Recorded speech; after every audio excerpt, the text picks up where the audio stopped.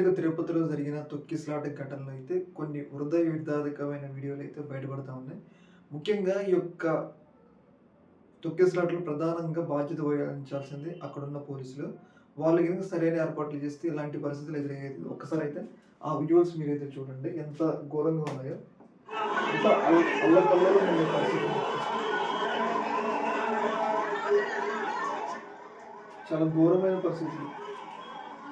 చూసారు గదా! ఎంతమంది చనిపోయారో గూడా లెక్కలేదు. సీపీఆర్‌లు చేస్తా ఉన్నారు. ఒకవైపు హాస్పిటల్ తీసుకుపోతున్నారు.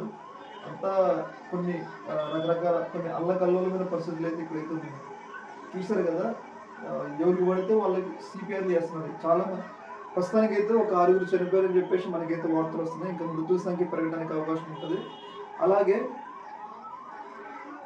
ఇంకా దాదాపు ఒక 20 మంది వరకు కూడా రూయి హాస్పిటల్‌లో చికిత్స పొందుతున్నారు అని చెప్పేసి వార్తలైతే వస్తా ఉన్నాయి. చూసారు కదా పరిస్థితులు ఎక్కడికెక్కడ పడిపోయారు జనాలు చూసారు. ఎట్లా తీసుకెళ్తున్నారు. చాలా ఘోరమైన సంఘటన ఇది. నాకు తెలిసి మన సౌత్‌లో జరిగిన అతిపెద్ద ఇప్పుడు రీసెంట్ డేస్‌లో జరిగిన అతిపెద్ద విపత్తు అనుకుంటా మేబీ. ఈ తొక్కిసలాట ఘటన. ముఖ్యంగా ఈ యొక్క తొక్కిసలాట ఘటన బాధ్యత వహించాల్సింది ఎవరంటే అక్కడున్న పోలీసులు ఎవరైతే జిల్లా ఎస్పీ ఉన్నారో, అలాగే తిరుపతి లాండ్ ఆర్డర్ చూస్తున్న కమిషనర్ ఉన్నారో, వాళ్ళు ఎందుకంటే ఇంతమంది జనం వస్తున్నా గానీ మినిమం ముందస్తు ఎలాంటి ముందస్తు చర్య తీసుకోవడం వల్ల ఈ స్థాయి ఘటన జరిగిందని మనకి అర్థమవుతుంది. చూసారు కదా ఇంతమంది జనాలు ఎక్కడ పోయేవాళ్ళు ఎక్కడ పోతున్నారు. అసలు చాలా ఘోర విపత్తు ఇది.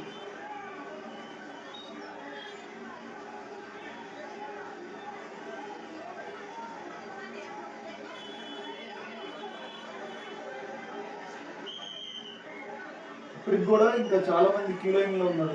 అసలు అంటే ఇంకా వర్ణనాతీతంగా ఉంది పరిస్థితి. అంటే చూసారు ఎట్లా అల్లకల్లోలమైన పరిస్థితులు ఉన్నాయి అక్కడైతే క్లియర్‌గా.